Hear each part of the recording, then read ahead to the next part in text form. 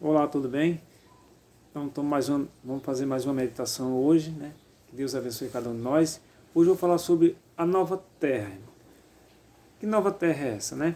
Então, nós temos essa promessa e Jesus disse que ia lá para o céu preparar lugar para cada um de nós, mas sabemos que depois nós vamos voltar para essa terra. Então, Jesus foi preparar um lugar e vai vir para dar fim ao pecado pela segunda vez, né? Ele já veio a primeira vez, na segunda vez ele vai vir para dar fim ao pecado, destruir todo o pecado, toda a dor, todo o sofrimento. Você já pensou você viver numa terra, irmão, que você tenha liberdade, você não tenha medo, né? Você pode ter as coisas. Aqui nós estamos numa terra contaminada com pecado, é como hospital, é doença, é ladrão, é todo tipo de coisa ruim que vem para nós. Mas nós vamos viver Jesus prometeu para cada um de nós que vai fazer reformar essa terra, né? Purificar ela para que nós possamos viver numa terra sem pecado.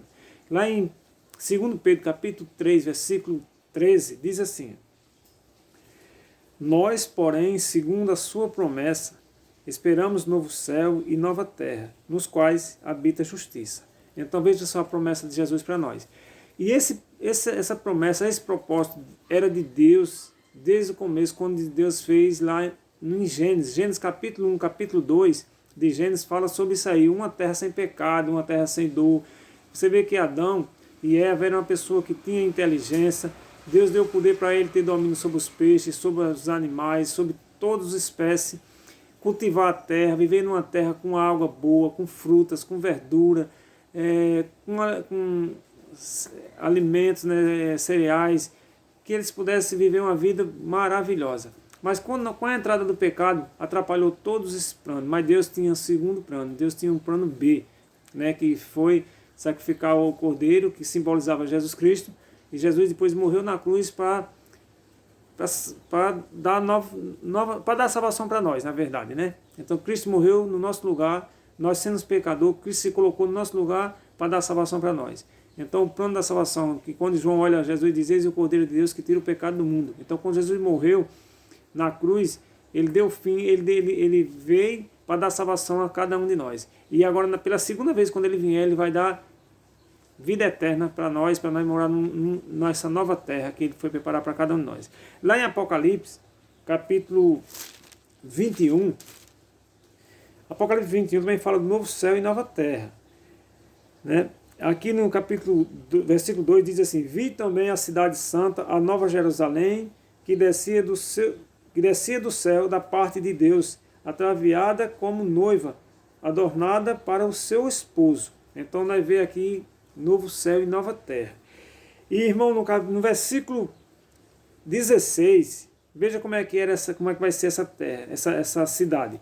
A cidade é quadrada, de comprimento e largura igual, e mediu a cidade com a vara até 12.000 estádios, e o seu comprimento, largura e altura são igual.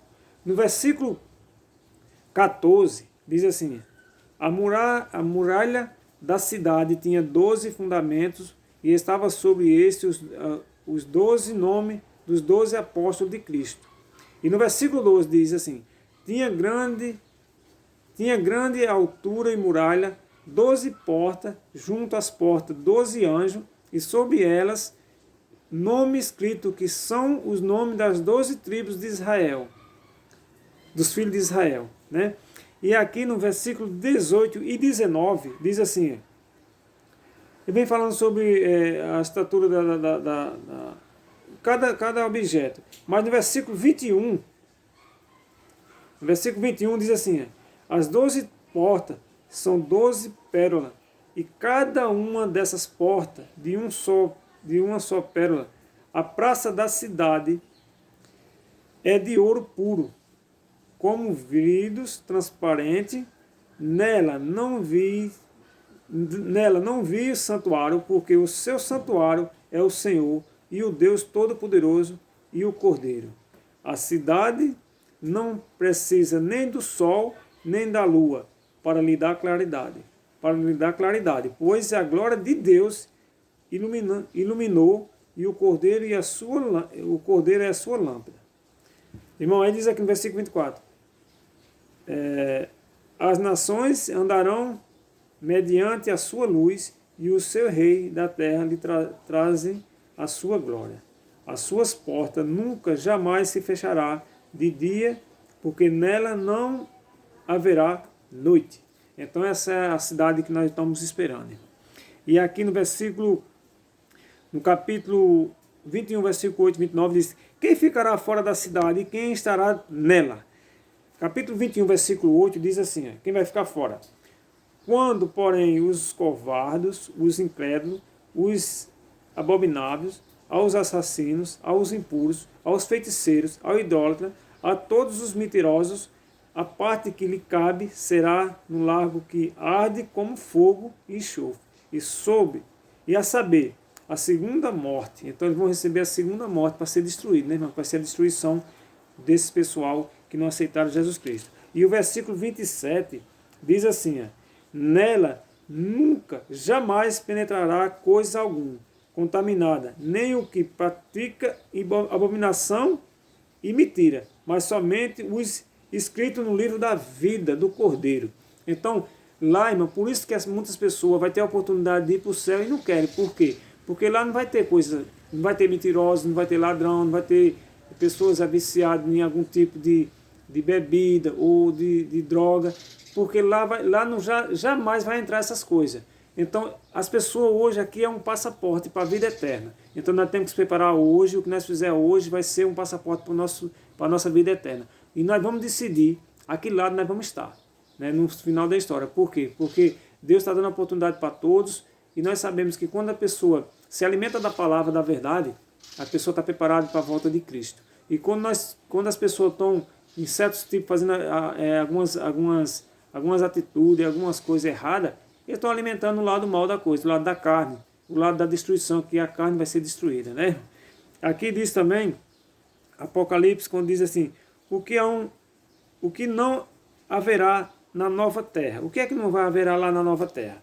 Apocalipse capítulo 20, versículo 4 diz assim: e lhe enxugarão dos olhos toda lágrima, e a morte já não existirá, já não haverá luto, nem pranto, nem dor, porque as primeiras coisas passaram. Então lá não vai ter choro, não vai ter dor, não vai ter pranto, não vai ter essas coisas. Quando nós vemos, irmão, quantas pessoas hoje estão sendo sepultadas, os seus parentes estão enterrando seus familiares, e aquela dor, aquele pranto, aquela coisa, lá não vai ter isso. Graças a Deus, porque nós vamos ver nessa nova terra. Então nós temos que se preparar para esse grande dia. Lá não vai ter esse sofrimento, né? E diz também aqui, irmão, lá em Isaías, capítulo 35, versículos 5 e 6, e versículos 9 e 10, vem falando sobre isso aí. Depois, se você quiser um tempinho, vocês leem lá, que vai ser muito bom, certo? Agora, o último texto que eu vou ler para vocês, que é isso que Deus quer, que diz assim: qual é a marca daqueles que amam a Jesus? Qual é a marca daqueles que amam a Jesus? Vamos lá para João, capítulo 14, versículo 15, diz assim: se me amais, guardareis os meus mandamentos. Se me amarem, guardareis os meus mandamentos. Então Jesus, ele dá toda a orientação para nós, para que nós possamos obedecer ele. E toda essa informação para a nossa salvação, irmão, está aqui na Bíblia Sagrada. O que nós precisamos para ser salvo está aqui. Não é pastor, não é líder religioso, não é ninguém que vai determinar se você está perdido ou se você está salvo. Quem vai determinar é a sua conduta, a sua escolha que você fez na vida, e a palavra de Deus. Quando você começa a estudar ela, você vai ter toda a orientação para a sua salvação. Então que nós possamos pegar isso, tomar posse dessa bênção na vida de cada um de nós e dizer assim: Senhor, Jesus morreu para me salvar, e eu tenho essa certeza. Então que Deus abençoe cada um de vocês. Vamos fazer uma oração rapidinha, meu irmão, para que Deus possa abençoar mais esse dia na nossa vida.